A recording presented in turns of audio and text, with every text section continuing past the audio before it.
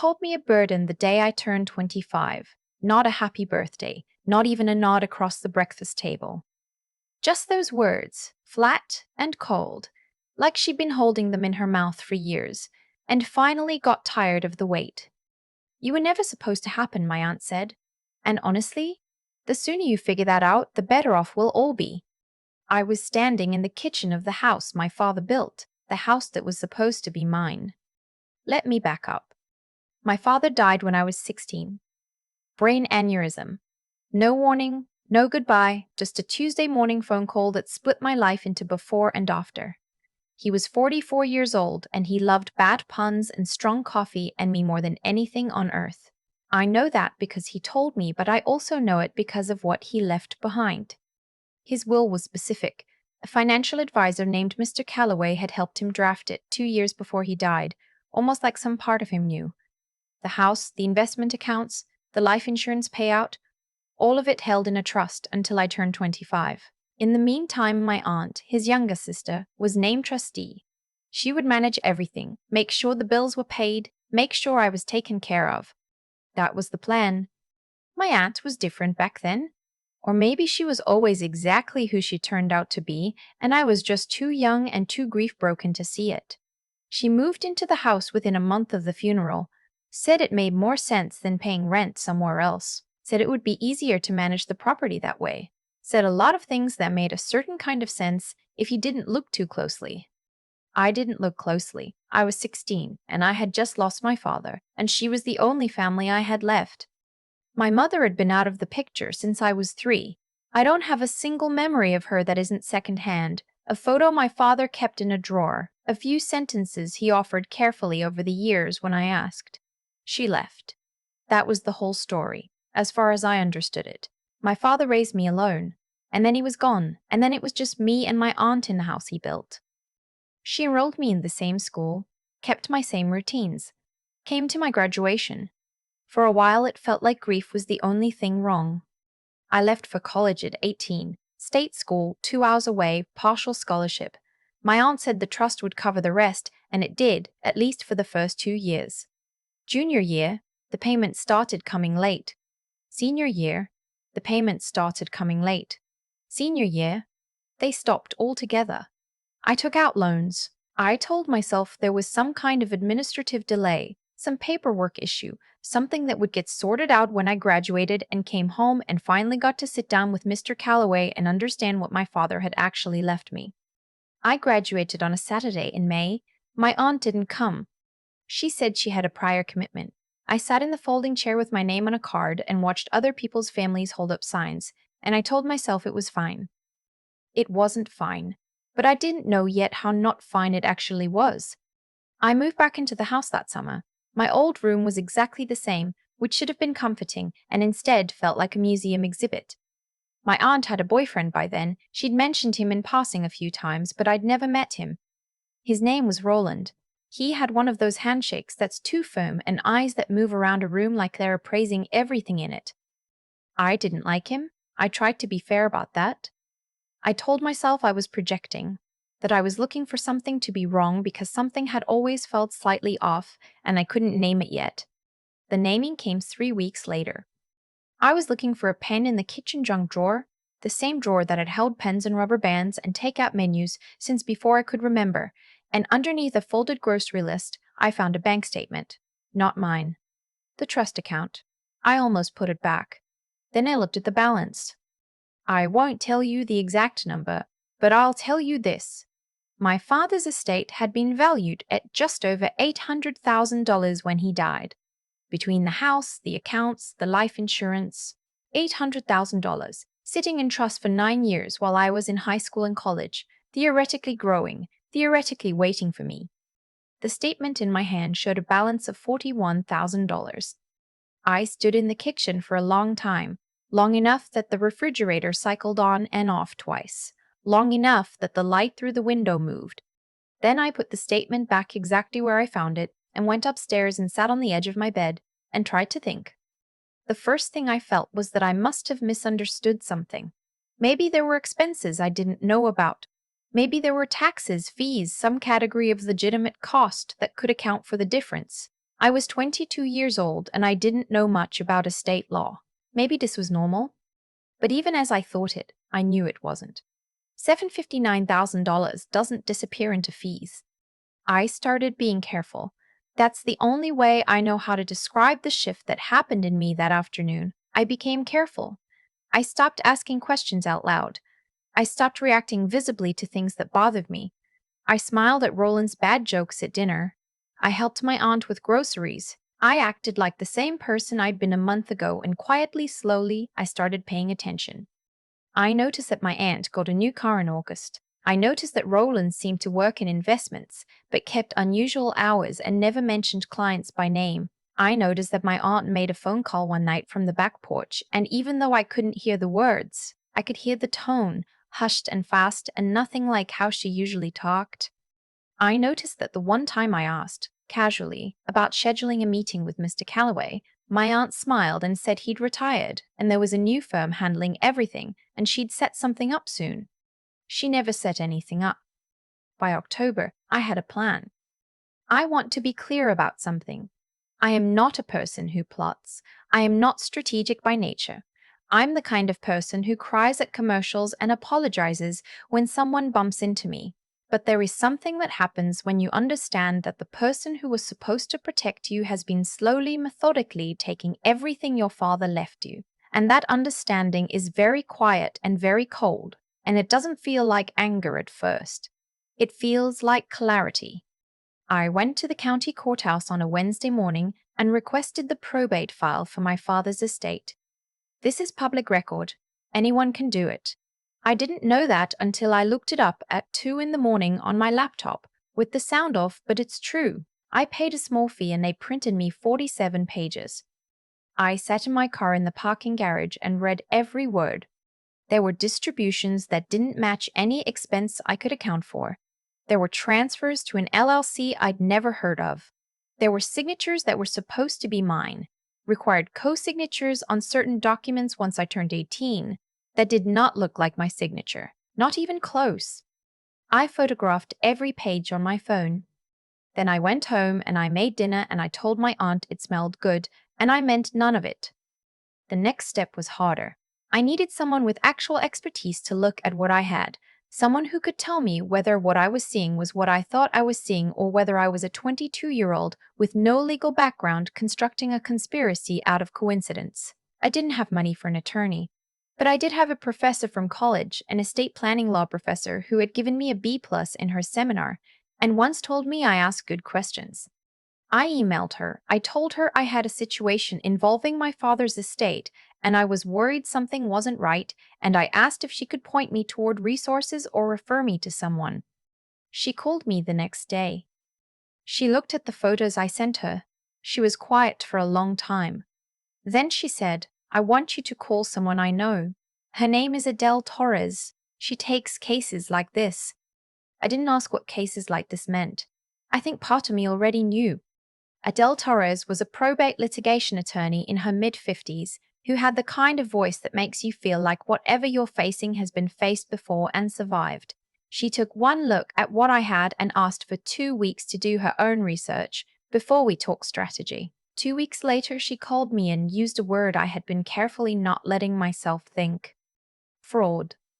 The LLC the money had been transferred to was registered to Roland.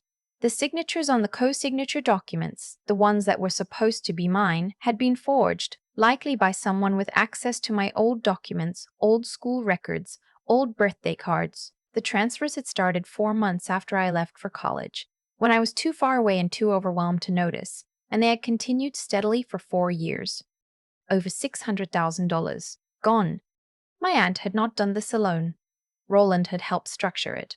And there was a third name, Mr. Calloway, the financial advisor my father had trusted, the man I'd assumed had simply retired. He hadn't retired. He'd been paid. A finder's fee, essentially, for staying quiet and directing things toward Roland in the first place. When Adele told me that part, I had to set the phone down. I sat with it for a minute.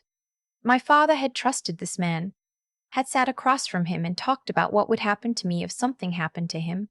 And Mr. Abald, Calloway had looked him in the eye and nodded, and then, when my father was barely in the ground, had started making phone calls. I picked the phone back up. I said, "What do we do?" Here's the part people always expect to be dramatic. In movies, this is where the music swells and the protagonist makes a speech. In real life, it is paperwork and waiting and more paperwork. Adele filed a complaint with the state attorney general's office. She filed a separate civil suit. She contacted the FBI's Financial Crimes Unit because the forgery and the interstate elements of the LLC registration crossed lines that made it a federal matter. I went home, and I made dinner, and I smiled at Roland's jokes, and I counted the days. There were moments when it almost broke me. Not the legal process, that was actually easier to endure because it was moving, it was happening, it was something to hold on to. What almost broke me was living in that house, looking at my aunt across the kitchen table and trying to reconcile the person I'd needed her to be with the person she actually was. I thought about my father choosing her, trusting her with me. I thought about what he would feel if he could see this, and I had to stop thinking about that because it led somewhere I couldn't afford to go. She never knew, not for 5 months. She went on exactly as she had, repainting the living room in November, taking a trip to Scottsdale with Roland in December, texting me cheerful things while I was sitting in Adele's office reviewing affidavits. It was the loneliest I have ever felt in my life, and I grew up with one parent and then none. So that is saying something. The thing that kept me upright was the thought of my father making those plans, sitting across from someone he trusted, wrongly, as it turned out, and thinking carefully about what I would need. He had tried. He had done everything right. He had thought about me before I even needed to be thought about. What happened after was not his failure. I had to hold that very firmly because some days it was the only thing I had. 4 months in, the FBI got involved in a way that stopped being background. An agent named someone from the White-Collar Crimes Division came to Adele's office, and I sat there while she asked questions I had already answered 50 times, and some I hadn't. She was thorough and unreadable, and when she was done, she said, "Ms. Archer, I want you to keep doing exactly what you've been doing. Go home. Act normal. Don't give them any reason to move assets." She said Ms. Archer, and it landed weird because the only person who ever called me that was my father when I was in trouble. I went home, I acted normal, I got a part-time job at a coffee shop because I needed money that didn't come from my aunt, and I needed something to do with my hands. My 25th birthday came in February. Under the terms of the trust, that was the day control was supposed to transfer to me.